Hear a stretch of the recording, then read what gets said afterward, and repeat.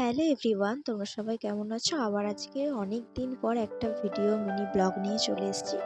Guys, অনেক দিন পর আমি ভিডিওটা নিয়ে এসেছি কারণ আমার দাদু না মারা গেছিলো, তাই জন্য একটু প্রবলেমের জন্য তাই ভিডিও করতে পারিনি। তাই আজকে সোমবার, আজকে শ্রাবণ মাসের ৩য় সোমবার, তাই আজকে ভাবলাম একটা ভিডিও করি।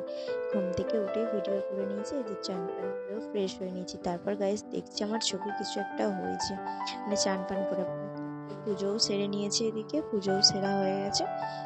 পুজো সারার পর তারপরে চলে গেলাম যে কিছু খাবো। পুজো সারার পর ছাতু গুলি নিয়েছিলাম, ছাতু 1 গ্লাস ছাতুও খেয়ে নিয়েছি। তারপরে কাজ ছিল, টুকিটাকি কাজবাজ করে এই যে বৌদির কাছে একটু এসেছিলাম গল্প করতে।